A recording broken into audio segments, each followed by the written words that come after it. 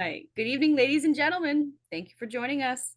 It's our pleasure to welcome Dr. Christopher Cortman, who will be revealing the 10 truths imperative to maintaining mental health and well-being from his novel, Your Mind, an Owner's Manual for a Better Life.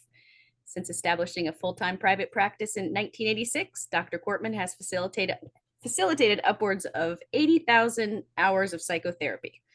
Dr. Cortman, thank you so much for joining us. The floor is yours. Thank you very much. Thank you, Jessica. I just want you to know that I am at a very decided disadvantage here, because when I look into the camera, all I see is my own reflection and my own room. I don't know who's in the audience. I don't know how many are in the audience. I don't know if people are awake. I don't know if they can see me. I just can't see you. So it feels like I'm talking to myself. But that said, I'm going to do my very best to tell you what this series is about and what we're hoping to accomplish. NAMI has been generous enough to ask me to present for the next 5 months, or counting this month, 5 months, one time a month on the third Thursday, I believe, at 6 o'clock. And I'm covering my first book. It's not a novel, even though it said that in the introduction. It's actually a self-help book called Your Mind, an Owner's Manual for a Better Life. And the original title of the book was 10 Things Someone Should Have Taught You by Now. And to give you a little background on that, after about 20 years of practice, I realized that there were a lot of things that most people didn't know, because we don't do a good job of teaching mental health and truth, psychological truth to people. We have myths out there. We have myths. My favorite myth is, you hear it all the time. Even people in my field will say, well, give it time. Time heals all wounds. Well, the truth of it is time just passes, and healing is active and always involves letting go, not just the passing of time. And that's actually the 10th truth that we'll get into in the fifth seminar. But there's other myths out there, like I learned in graduate school, a myth of feelings are just facts, that they just are what they are. There's nothing you could do about them. And what I hope to go over tonight is that feelings are not facts. We actually create our feelings by the way we perceive reality. You don't have to feel what you feel. You feel what you feel because you perceive the world the way you perceive it. Another myth out there is that depression is a biochemical thing, and there's nothing really you could do about it except to treat it biochemically. Well, we now understand that depressed people actually think differently than non-depressed people, and that you can treat depression without drugs if you do a good job of just understanding how you're thinking that's getting you to depression and change the way you're thinking. So, there's a lot of myths out there. And I was thinking about, high school, that there were a lot of things I learned in high school, like, what is it? The capital of Vermont is Montpelier or something. That's nice to know, but it never really helped me in my life. And I learned in geometry class that if two parallel lines are cut by a transversal, the alternate interior angles are equal. That was nice to learn, except I've never used that, except for that one test in 9th grade.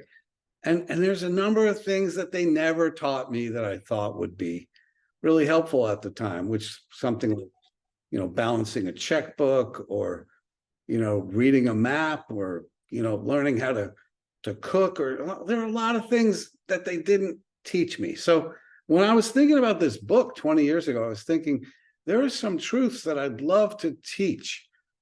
And so I got the idea, and the original title of the book was 10 Things Someone Should Have Taught You by Now.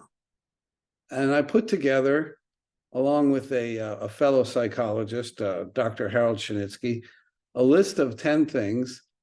And the publishing company said, no, we're going to change the title to Your Mind, an Owner's Manual for a Better Life. And honestly, we didn't care what they called it. They were willing to publish this book.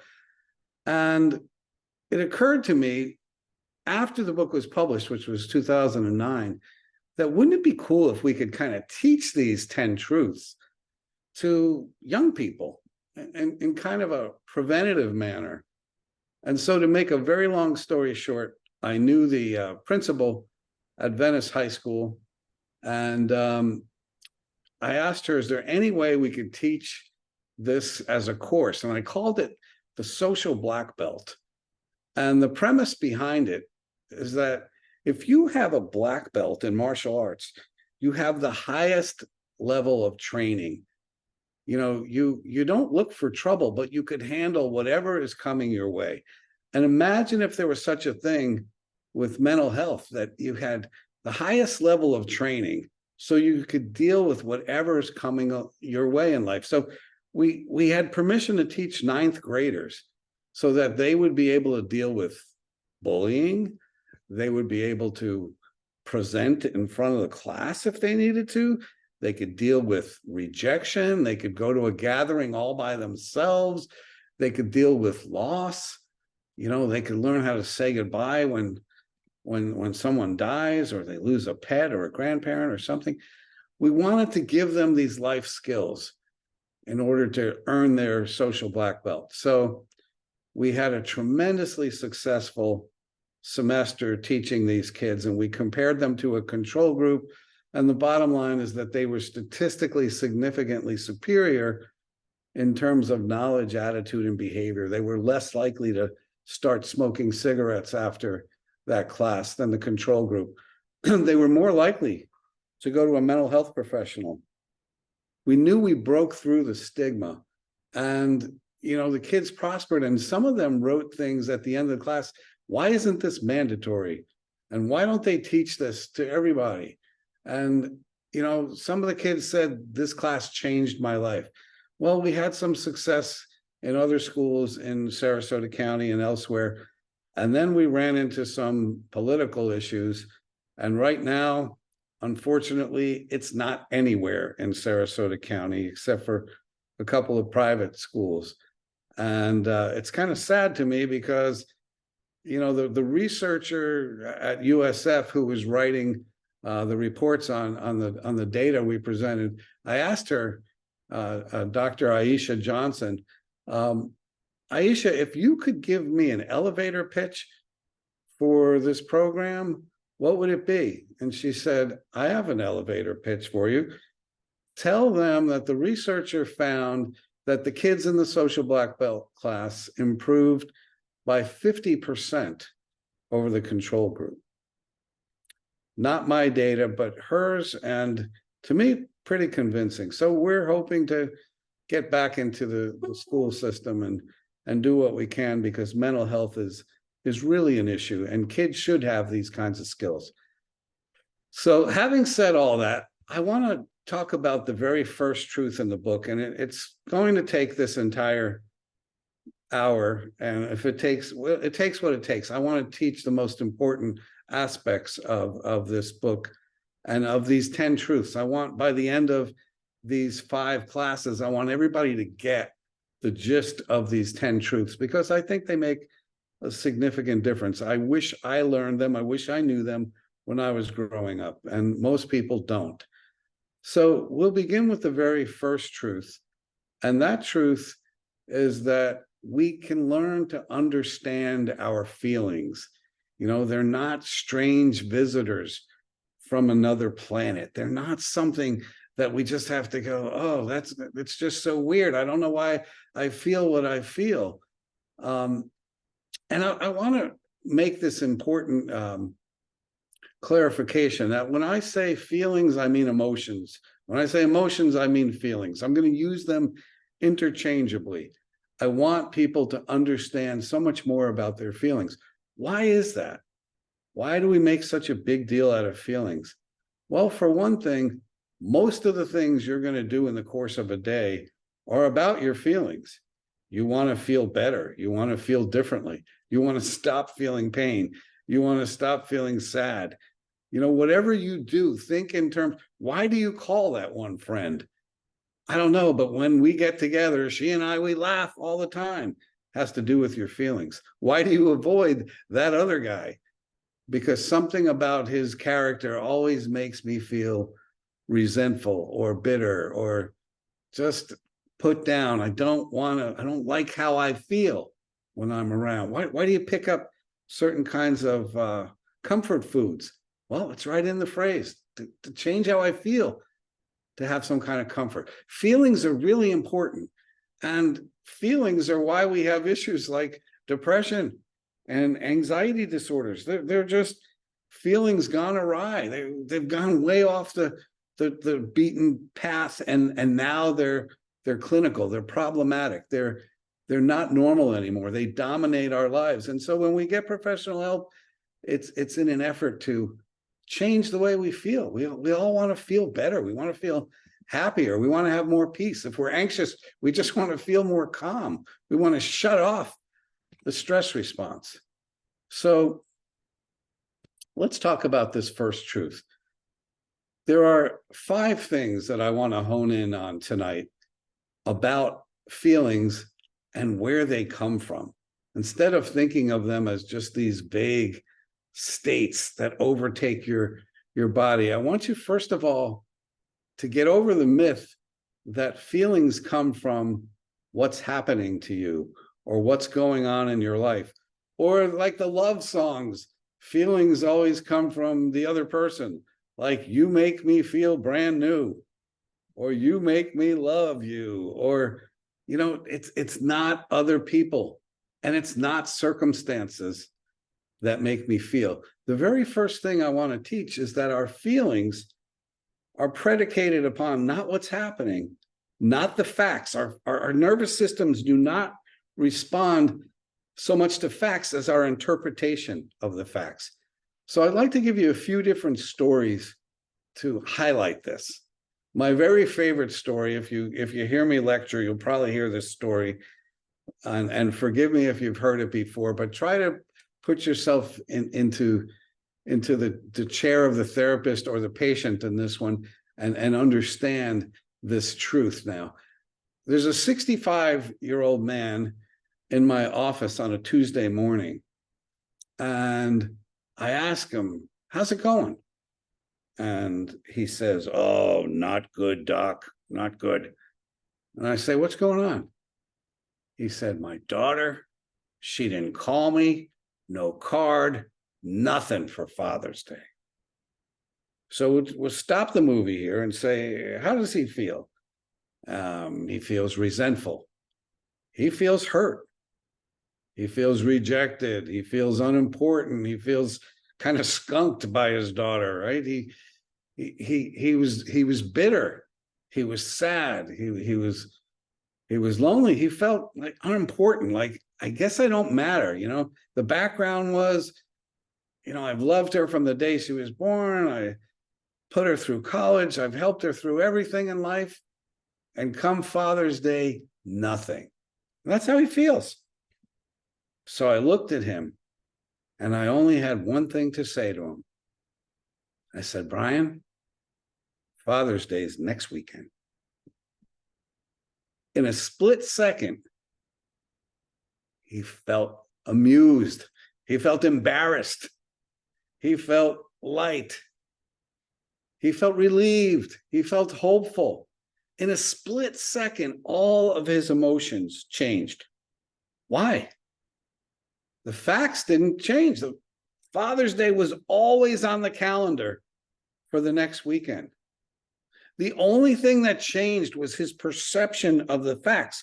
His perception was, my daughter doesn't care about me. After all I've done, what a waste. She doesn't even care. And that changed. That perception changed to, how foolish am I? How embarrassed am I? I ruined an entire weekend, and it's Tuesday morning, and Father's Day is not till next Sunday. What changed was the perception. Let me give you another story. There's a physician. She's in my office. She says, I wanted my son's girlfriend to know that I thought she was really special. So I found a piece of jewelry, but I am not the world's most organized person. So I'm looking for something to mail this jewelry to California and I'm running out of time. So I pick up an Altoid box and I put it in the Altoid box and I wrap it and I send it to California with a little note to my son. Share this with your girlfriend, please, from us. But the girlfriend grew up in an Asian country that did not emphasize oral hygiene like we do in the States. And when the son saw the package, the Altoid, and he said, "This is from my mother," the young lady started to cry, and she was humiliated because your mother would send a breath mint or a package of breath mints to me for my birthday. And the boy gets on the phone and he says to his mother, "How could you? How dare you insult my girlfriend?" And the mother's like, "What? What did I do?" "Well, you know what you did. You sent a box of Altoids to my girlfriend to shame her that she grew up not brushing her teeth." And the mother responded in two ways. Number one, she started laughing that they didn't even bother to open up the package. They just assumed that she was sending breath mints. And number two, she said, "I was so proud of my son because he stood up for his girlfriend." And again, that her feelings, everyone's feelings in this story are based on what? Not facts, just perceptions. Somebody else in that same role of the mother would have been really hurt and angry and feel betrayed by the son. And how could you talk to your mother like that? You know, as an audience, you could put yourself in the shoes of the mother and say, "I did something kind, and this is the repayment I get. This is the thanks you give me." All emotion is predicated upon the perception of the world, of the stimuli, not on what's really happening. And it doesn't even matter what's really happening. It's all based on how you think. So we have great philosophers like Epictetus, who said things like, things are not good or bad, but thinking makes them so. You know, it's not what's really happening. It's what I tell myself about what's really happening. When I was in ninth grade, I had speech class. And to me, speech class was about the worst thing you could ever do to a 14-year-old boy. I was going to have to stand up in front of the class and talk while everyone else looked at me, stared at me, had to appraise what I was doing. No, thank you. I remember literally praying to God, "Please send Jesus back before Thursday at 9:45 when my speech is due. The world's in bad shape anyway. It's a good time to end it all, and I won't have to give a speech." That was based on my perception. My perception is people are not going to like you. They're going to think what you have to say is stupid. You know, they're going to laugh at you. And now my perception is there's not too many things I'd rather do in the world than to speak publicly, although I prefer to see my audience if possible. But I love to speak. I love public speaking. It's fun to do. I enjoy it. It's the same activity as ninth grade. What's changed? What's changed is my perception. I feel differently about it because I think differently about it. I think this is fun. I think this is an opportunity to help people. I really appreciate the chance to make a difference in people's lives. I like to get up and teach things. So those are all examples of, they're all stories, but behind them is the idea, change your perception if you want to change how you feel. All of my feelings can be traced back to how I'm perceiving the world. The second thing I want to teach about feelings is that all of my feelings are statements about me. They're always statements about me. Again, a clinical story. 2016, the morning right after the election, I'm at my office. It's Wednesday morning, of course, the presidential election, that is. And my 8 o'clock person comes in. It's a woman in her 50s. And she walks into my office and she's pacing. And she looks at me and she says, if you voted for that man, I will never darken your door again. I think he is the most disgusting human being, on and on and on. Again, how is she feeling? She's feeling frightened. She's feeling betrayed. She's feeling violated. You know, she had been abused as a kid and she just didn't trust this man and felt like another abuser was in charge, etc. Those are all statements about the way she looked at the world. Those are feelings that belong to her. What was so fascinating to me is that 9 o'clock, that session ended, and a man walked in who was literally 91 years old. And he sat down and he said, you know, I'm feeling pretty good about what happened last night. And I think I just might hang around this planet a lot longer now to see where things go, because I think our country's in better shape. Whoa, how is he feeling? Hopeful, excited, very positive, cheerful. Did they not watch the same TV last night? I mean, how could this be? There are two people watching the same election, and the reactions could not be any more polar opposite. Why is that? Because my feelings, your feelings, their feelings are statements about them. It's a statement about their values. It's a statement about the way they uniquely look at the world. My feelings always can be traced back to who I am. I worked with a guy, he was a physician, retired in his 80s. And I really enjoyed listening to him. And he would tell stories about people, and he would always say, she was a lovely woman, or he was a lovely man. And one day I'd heard that enough. And I said to him, do you realize how often you describe people with the adjective lovely? And he said, no, I didn't notice. I said, do you know what that says about you? He had no idea. He shrugged.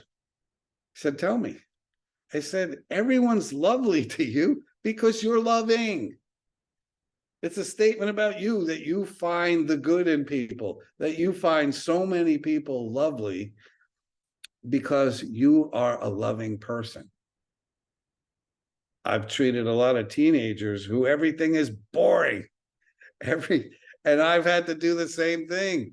Or everything is negative. I've had to say, do you realize, with all due respect, do you realize everything out there is boring, or everything out there is rotten, or everything is negative, everything's bad, everything's against you? That's not a statement about the world. That's a statement about the way you perceive reality. And the truth is, it's a protective way to think, so you don't have to take responsibility for doing well in school, because after all, everything's boring. Everything's stupid. Everything's not worth your time. Maybe beneath that, we have a fear. I don't know, maybe a fear of failure, fear of not being able to do well enough. So maybe I'm just protecting myself from feeling badly by, this is all stupid, it's all boring, I don't have to deal with it. It's beneath me, which is a lot better than thinking it's above me. So in all these examples, my feelings can be traced back to the way I'm perceiving reality, but also traced back to who I am and how I look at the world. What does the research say about depressed people? They look at the world differently. 3 ways at least. One way, they tend to blame self for a lot of things. They see themselves as being inadequate, bad. Like I'm always not good enough. There's always there's deficits in me. There's some aspects about me that don't cut it. I'm not good. I'm not worthy. The second thing is they tend to globalize things. If there's a disappointment or a failure or a bad test, excuse me, a healthy person would say, wow, this test really kicked my butt. I studied the wrong stuff, or I didn't expect her to come up with these questions. I didn't do well. I got to do a better job. The depressed person says, look at this. I told you I'm a failure. I told you I'm not a very smart person. I told you shouldn't expect so much from me, Mom. The third thing that a depressed person does is they project doom and gloom onto the future. Everything's bad, it's my fault, and it's going to stay bad. I will never be worthy. Things will never go my way. Depressed people have a different way of appraising reality. Anxious people, they appraise the world as a very dangerous and threatening place. Anxiety doesn't come from what's going on. Anxiety comes, again, from my appraisal. And we're going to get into the different emotions and what they mean. So, first point was my feelings are all about the way I perceive the world. And the second point is my feelings are always statements about who I am. And they're about me. The third thing is my feelings are about my investments. My investments, the things that matter to me. So, what is it that matters to you? There's only a few things, maybe a handful of things that have the power to really make us feel strongly. And those are the things that you're invested in. And by invested, I mean, these things matter to you. You care about them. I sometimes teach anxiety classes at Pineview. Pineview, for those of you who don't know, is the gifted school that is the #1 school in the state of Florida. Their elementary school is the #1 school in the country.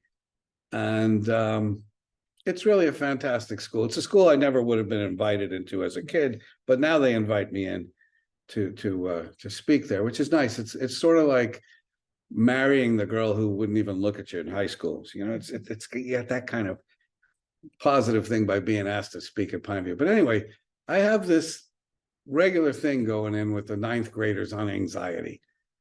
And when I ask them and teach them what anxiety is, for instance, and I ask them, how many of you have a lot of this? I explain the symptoms. And invariably 2/3 to 3/4 of the class will raise their hand that their anxiety is off the charts. Why? Your kids are the creme de la creme. You're the top percentile. You have tremendous futures. And they're just so worked up in anxiety. I say, what are you so anxious about? And lots of times they'll just shrug. I don't even know. And so I'll begin with, I know what you're anxious about. And I'll say, you're anxious because you're afraid that the Rays are going to lose tonight to the White Sox. And they look at me like, who are the Rays? And it's like, oh, so it's not baseball. That's not what's causing your anxiety. And they'll go, no, that's not it. And I do that deliberately. First of all, most of them are not baseball fans, as it turns out. But I want to demonstrate to them that whatever happens in the stadium, it's the Trop in St. Pete, will not cause them any anxiety, because the only things that can cause anxiety are the things that I'm invested in. I have to care. I have to have a horse in the race. I have to have skin in the game, as they say. I have to somehow be invested. It's such an important point when it comes to my feelings, because I have to ask people, I see you're really upset about this. Where's your investment? What is it about this that matters so much to you? Is this a pride thing? Is this a financial thing? Is this a fear of abandonment thing? I mean, what is it that's going on with you that you have such a fear? You know, twice today in the course of my work, I stumbled upon people who had a good deal of anxiety about something. When we scraped below the surface, it was a fear that they were going to be left, they were going to be abandoned. And lots of times it's not only important to understand that, but if I want to help them heal, we have to go back to when they were abandoned. You know, time didn't heal, as I talked about earlier, and we'll talk about later on. How do we heal from that so that I'm not living in this fear all the time that you're going to abandon me? You know, if you've been abandoned before, it's pretty easy to have that fear. You know, you lost a parent when you were young. You know, your parents broke up, one went away and you never saw them anymore. You know, somebody died. It's easy to have, but it's always about investment. It's always about what matters to you. Your feelings are about what matters to you. And if you're a person who grew up learning, the only way I could be worth anything is if I win all the time, if I dominate, then all of my investment, all my emotions are about, I need to win this thing. I have to always be on top. I have to defeat the others. I need to have the respect of the others that I am the victor, or else the perception is I failed, I'm a loser, I'm not good enough. So there's always that anxiety because I'm invested. And what am I invested in? Winning in order to be good enough. So I want you to understand that it's always about you. You know, your feelings are always about you. You might say anybody would feel like this. And the answer is no, not everybody would feel like that. It's a statement about you, and there's something in it that you're invested in. And the more you can find out where's my investment, the better you can do something about it. You can actually say, does this matter so much? Where did I get this from? I'm always telling people, you have the same way of thinking that you had when you were a little kid. But as an adult, you could change your way of thinking. I mean, as a kid, if I had any spare change, I would buy baseball cards. You know, my sister would buy Barbies. I don't do that anymore. I don't take every spare penny and buy baseball cards anymore. It made sense when I was 8. Doesn't make sense anymore. I have the ability to change the way I think and change my investments. I don't have to think that the same things that mattered so much as a kid matters that much now. I can decide all over again what things to be invested in, what things really matter, and what things not so much. So again, my feelings come from the way I perceive reality. My feelings come from who I am as a person. My feelings come from my investments.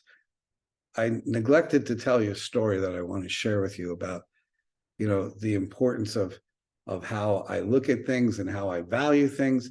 There was a couple who went through a really sad and traumatic event.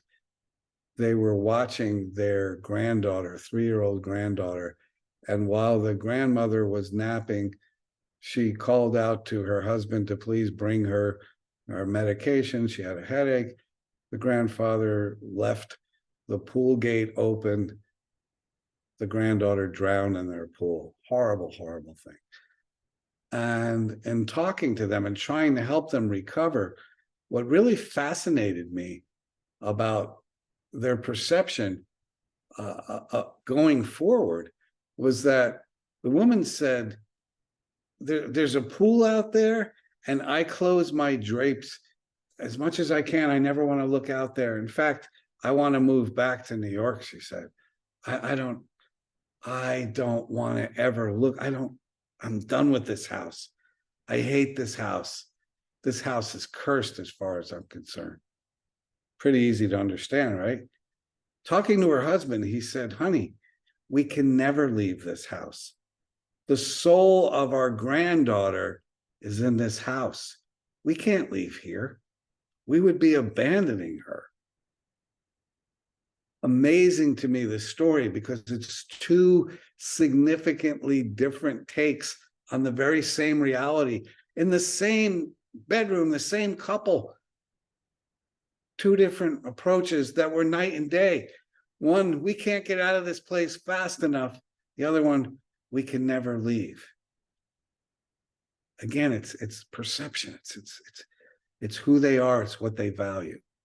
All right. Excuse me. So the fourth thing that I want to explain about our feelings is that our feelings send messages to us that we would do well to receive and understand and respond well to. So I want to talk about what the messages are, but I want to give you an analogy that I came up with that really makes sense to me. And that if you take our emotions and you imagine the dashboard of your vehicle, on the dashboard of the vehicle, we have dummy lights. And I think they're appropriately named, because some of us would just completely neglect important realities if it weren't for these wonderful lights coming on and sending an important message to us. You know, one of the more important ones in my life was the light that demonstrated that the rear door on the driver's side was open. And that was important to me because if my 2-year-old son ever fell out at the time, his mother would be really upset with me. So it was nice that that light went on, because that gave me the ability to pull the car over, shut the door tightly, lock the door, whatever I needed to do. And then something really beautiful would happen. The light would go off. It sent a message to me. And if I respond well to the message, I didn't need the light anymore. Same thing is true with like the fuel light and the engine light. Back in the 80s, we all drove around with the engine light on. We didn't know what it meant, but we could still drive, you know, for thousands of miles. We didn't have the money. So we just drove and hoped that, you know, nothing bad would happen. But, you know, today it's really clear if there's something amiss in the car, the dummy light goes on, and you sometimes get whole instructions that say it's safe to drive, but you can only go 80 miles an hour. And, you know, it's good information. And if you respond well to it, you know, you're in good shape. But our emotions work in the same way, really. If we went back to anxiety, if you're feeling anxious, it's not, again, because of what's happening. It's always because of what you're telling yourself about what's happening. And what you're telling yourself, at the very least, that causes anxiety is you perceive a threat. To what? To whatever it is you're invested in. Anxiety is about the perception of threat. Perceived investment plus threat equals anxiety. Perceived threat to an investment,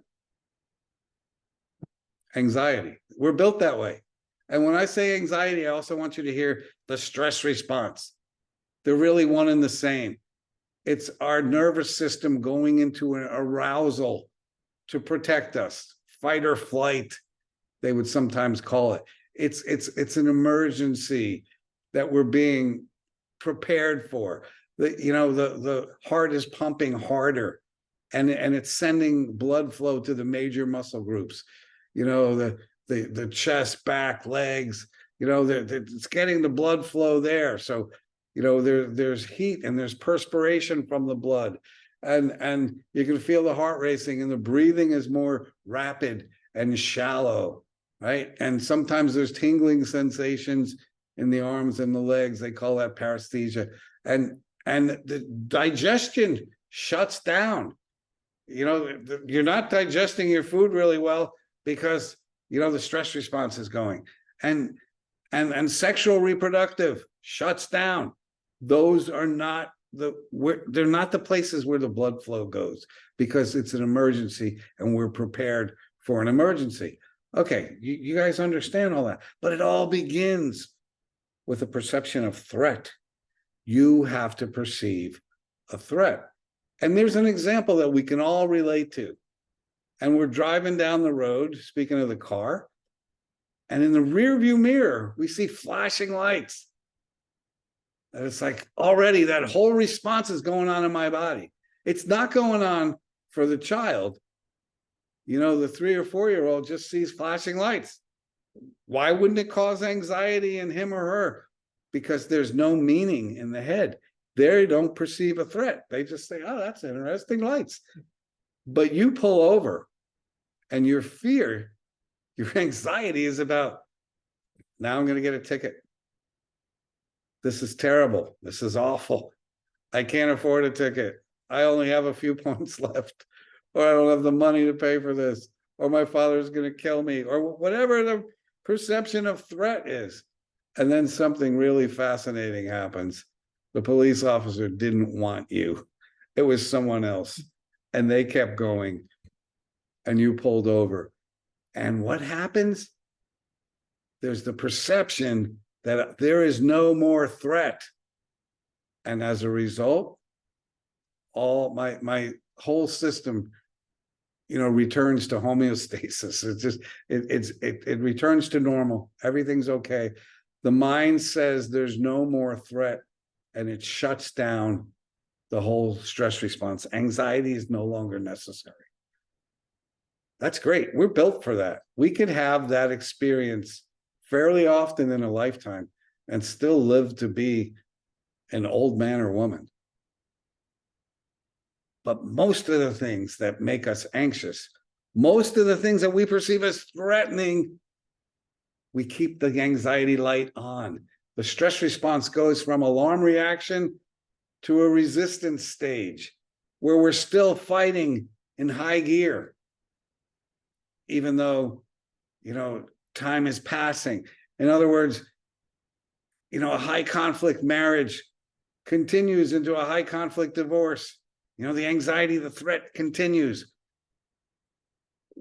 Someone's still underemployed, not making enough money, and the bills keep pouring in, and the perception of threat is still there. Or you have a sick child, and no one can find the diagnosis and the treatment plan, and it's so frustrating, and you're watching your child suffer, and the stress response stays on because the mind continues to perceive a threat.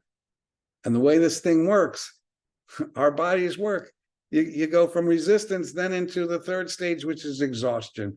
And then we have breakdowns, we have depressions, we have anxiety, we have back pain, we're fatigued, we don't function as well. We have symptoms of different kind, which leads to a fourth stage of disease and a fifth stage of death. Now, I was explaining to somebody today earlier in a session that the old age is about the accumulation of this stress on our bodies. And it all begins with the perception of threat. And so one of the things I always want people to know is that you have to shut off the stress response. And it always shuts off when the mind says, it's okay. We have to believe that there's hope. We have to believe, I'm powerless. I'm going to let this go. There's nothing I could do about it. Or, it's just money. Money comes and goes. It'll be all right. Or it doesn't matter what she thinks. That's her perception. I don't need her approval to be a happy person. Or whatever it is, the mind has to believe that this is okay. The mind has to change the perception of threat. I remember teaching a 75-year-old guy about this, and he would go around his house going, where's the threat? That's a threat. I don't think that's a threat. And he would just stop making himself all lathered up in anxiety. Anxiety can always be traced back to something. It's a fear about the future, that you believe that there's a threat out there.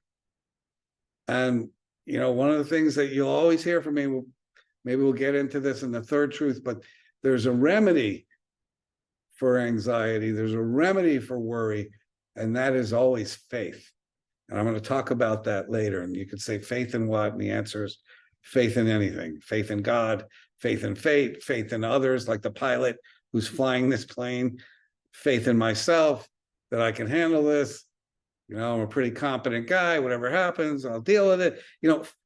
Faith in something. a belief it'll be okay. That's what shuts off the stress response, the perception of threat. All right, so that's an important dummy light. But when that goes on, I want you to always think, I'm feeling anxious. Where's the threat? Where's my investment? What's going on with me? Next light, sadness. The sadness light is on. What am I sad about? Sadness is about the perception of loss. And the loss, again, is to an investment of mine. Loss of something important to me. You know, if your dog died and you're very sad, and that comes up in therapy all the time, that's normal, right? We're sad because we perceive that something, again, you got to be invested, something that matters to me, someone that I loved is gone. They're not here anymore. They left, they moved away, they broke up with me, they died, whatever. Sadness is what comes from the perception of loss. And sometimes this is about, I remember feeling sad when Johnny Carson retired. It was an important era of our lives, those of us who watched the great Johnny Carson on the Tonight Show, or we see actors retire or they die, and we go, oh, I remember, I love that lady. She was great. She always made me laugh. You know, your favorite. I was sad when Michael Jordan retired. I don't know if it was the third time or the eighth time, when he finally stopped playing basketball. I was sad because I loved watching him do his magic. You know, it's when you're invested in something and you perceive a loss, normal for the light to go on, but also important to understand that your sadness needs to be dealt with. And by the way, for those of you who don't know this, sadness does not equal clinical depression. Sadness can be a part of clinical depression for sure, but sadness is a normal human response to losing something that you're invested in. Depression is worse than sadness because it also means, you know, we'll talk about this at some point. It also means that you're hopeless and that you're overwhelmed and that you can't function and you're pessimistic about the future. And then that wonderful word, anhedonia, you're anhedonic, which means you've lost pleasure in the usually rewarding activities. You can't even go fishing with the guys or laugh at a funny movie or a show. You know, your friend says, our favorite band's coming to town, I got to get tickets. And you go, yeah, you go. You know, that's more depression. Sadness is about a normal loss of something you love. Anger. What about if the anger light's on? Well, it's always a statement about me. It's always a statement about my investments. But with anger, it's a perception, right? The perception is what? I perceive that I've been violated in some way. Something here is wrong. Something here is not fair. Something here is unjust. That guy backed into my car and he was going to leave like nothing happened.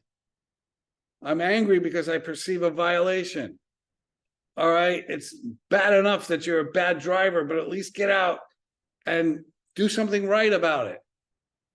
Fix the situation. Write a note, leave your license, leave your number, whatever you need to do. That's why I'm angry, because I perceive a violation. There's so many people walking around this planet stuck in anger. In fact, leftover anger is what? Resentment, bitterness. It's like taking your anger, putting it in the fridge. You know, it's to keep it fresh. It's still anger because you perceive you've been violated. You've been wrong. Something's unfair. My dad should never have walked out on us. You know, my mother always treated my sister better than me. Or I just heard this yesterday in a session.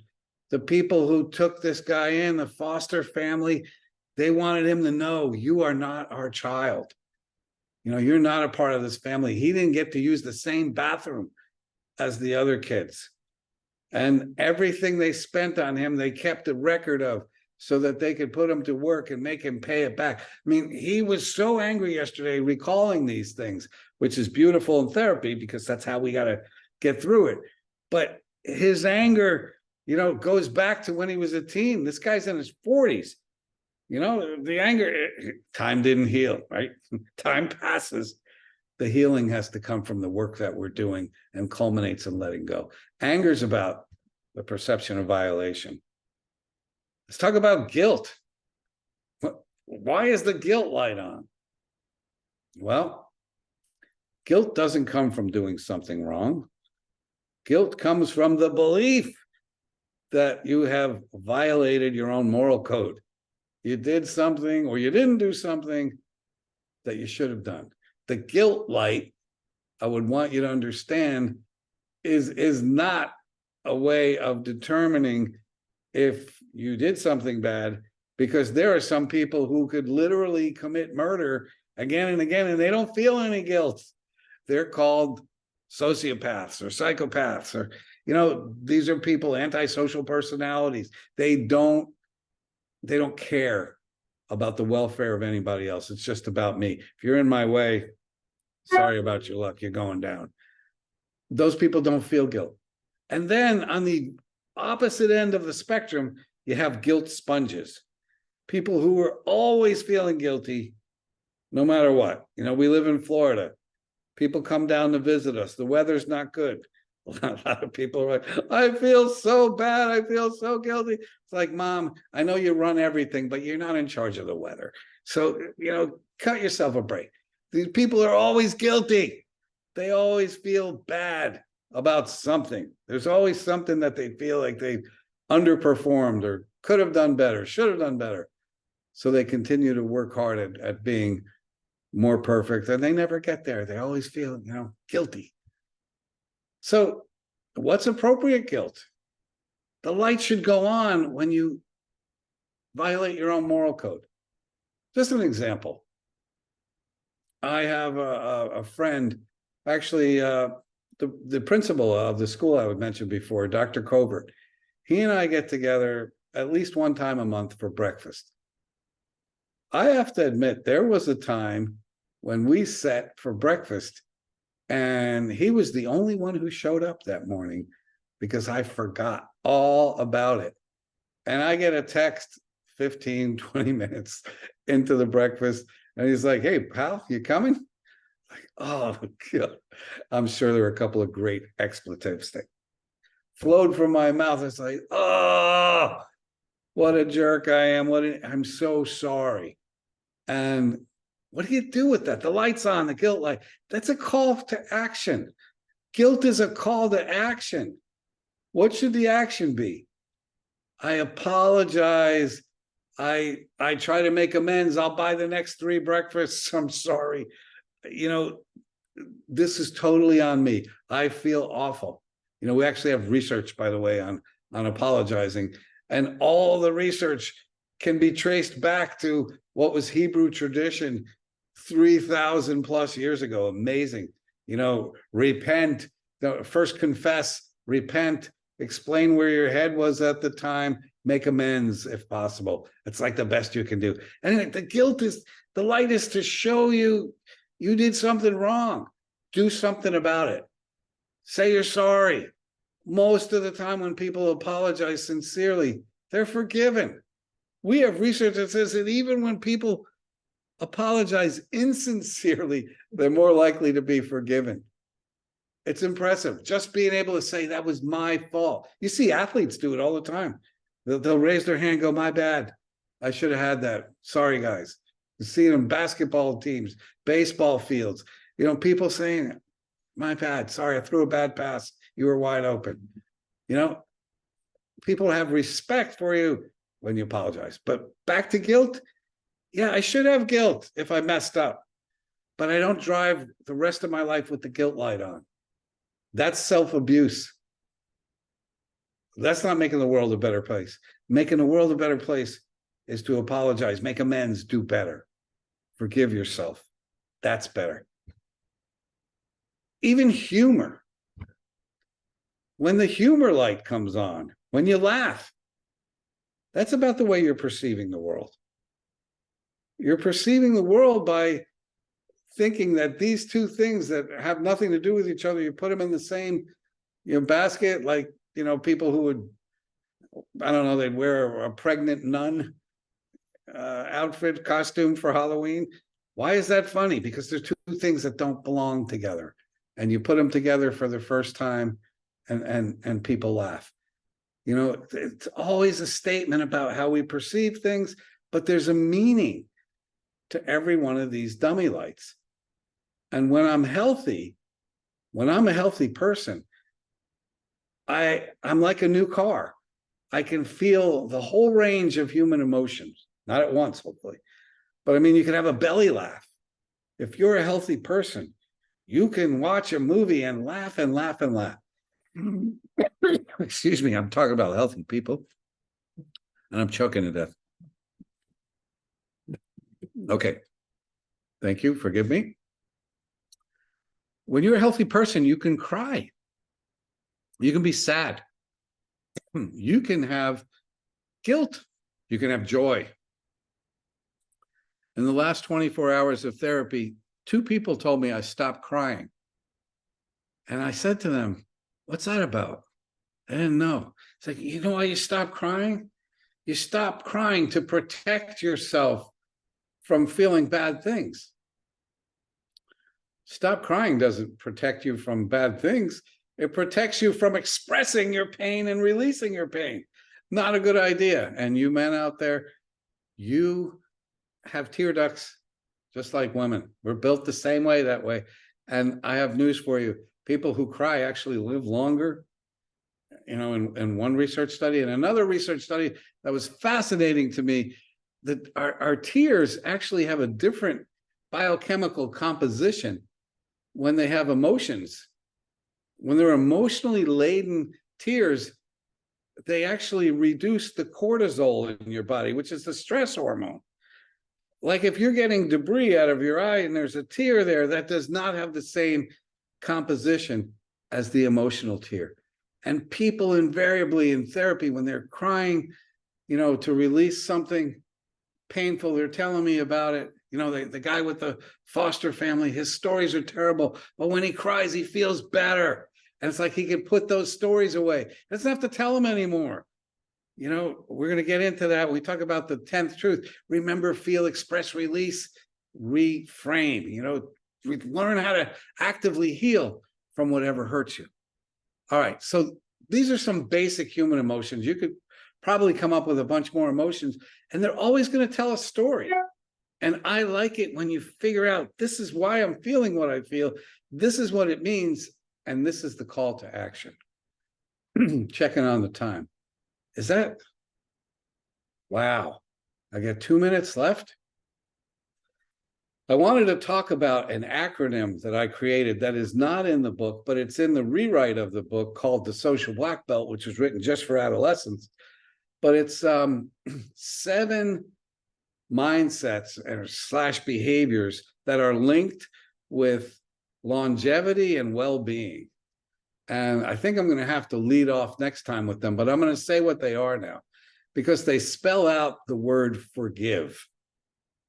And the F word is not your F word, it's my F word, is forgive. And I'm going to get into what the research says about forgiveness and letting go. The O word is optimism.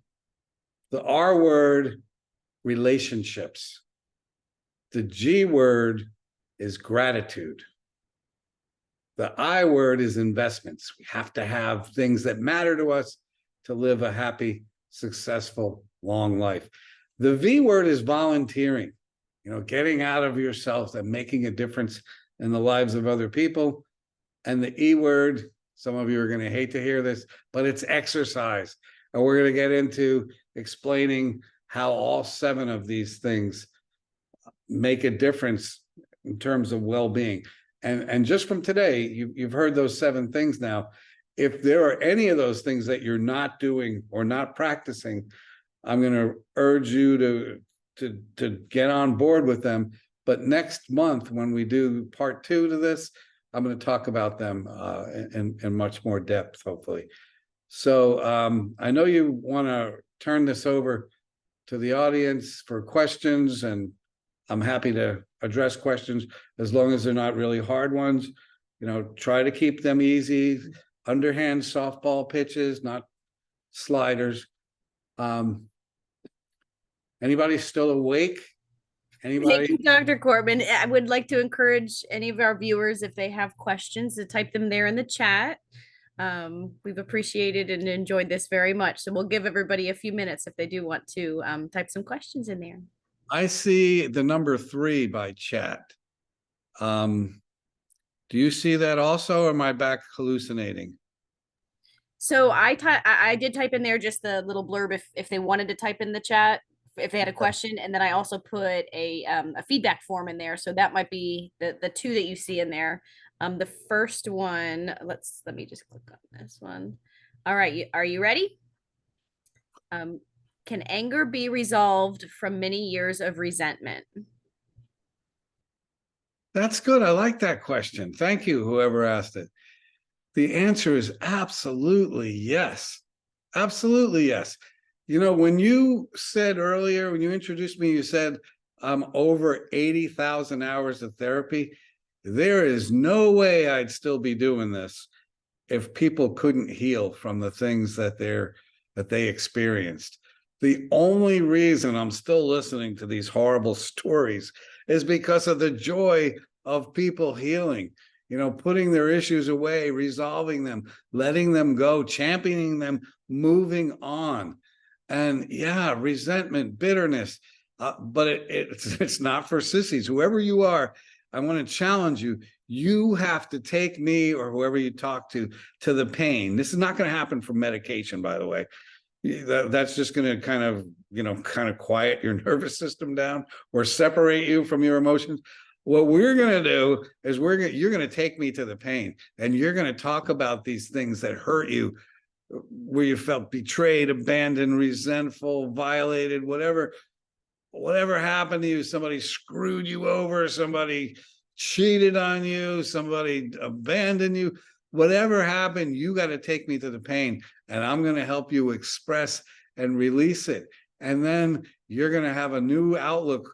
But the danger of the new outlook is that I am now responsible for my own happiness and well-being. It's easier to be stuck in resentment because you don't have to be responsible. You can continue to blame your mother for dressing you funny as a kid, and you're not responsible for ever being well. So, whoever you are, I hope you find somebody to help you with that, because it is entirely curable if you're brave enough to go into it and understand how healing works. And if you don't have that person, if you're not working with somebody, call my office. That's why we're in business. Thanks for that question. Thank you, Dr. Cortman. That was from Chrissy. Chrissy also added, I need to cry more, but I get cold. And then a thank you so much. Well, thank you, Chrissy. Let yourself cry, but also there are other feelings that are associated with those tears. And below anger, I should tell you this, below anger are usually feelings of hurt and derivatives of hurt, like rejection, like insult, again, abandonment, betrayal, humiliation, worthlessness. When I feel most enraged, it's when I feel humiliated or inadequate. And I'm not alone in that. Thank you for that question. What else you got?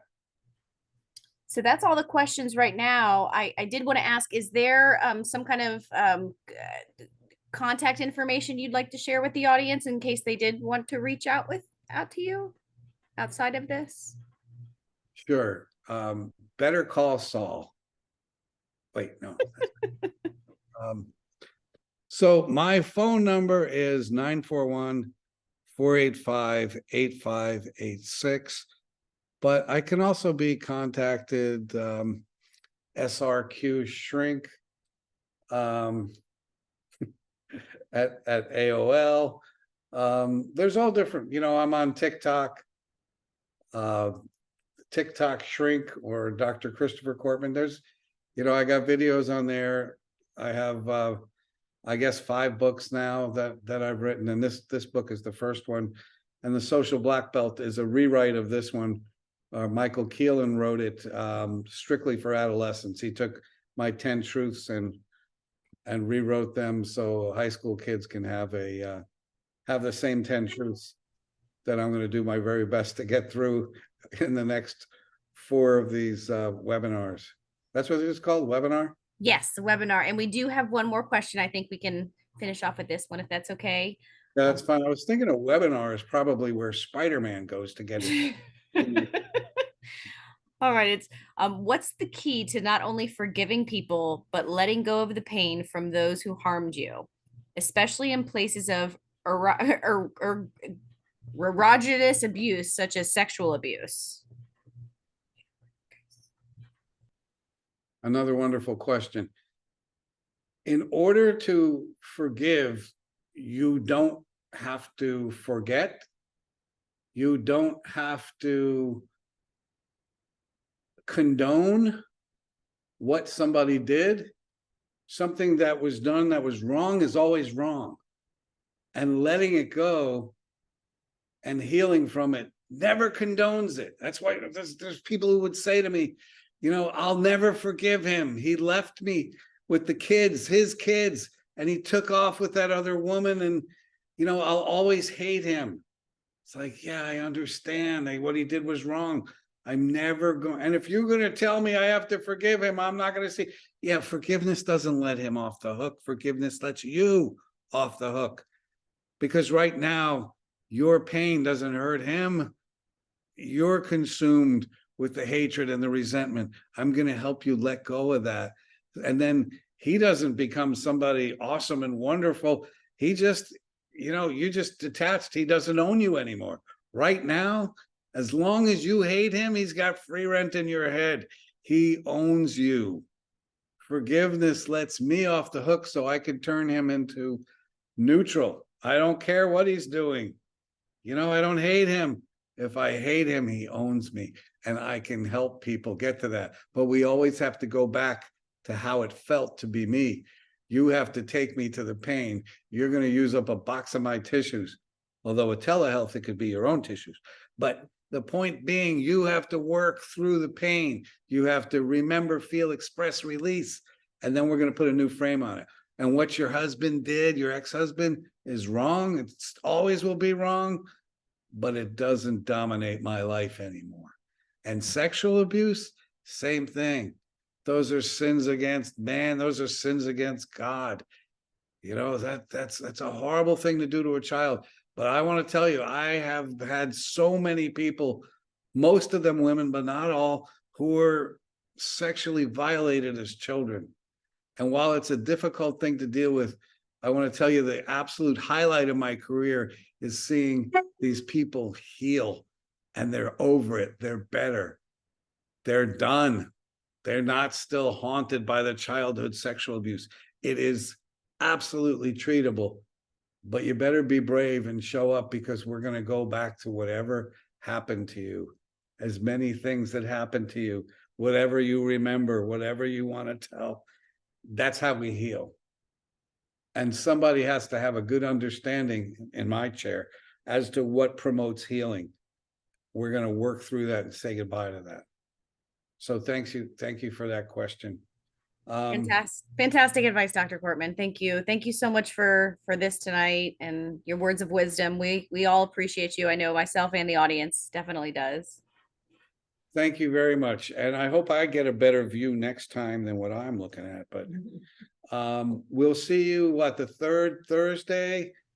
Exactly. Third Thursday. Or is it just the third Thursday? How does Third that Thursday.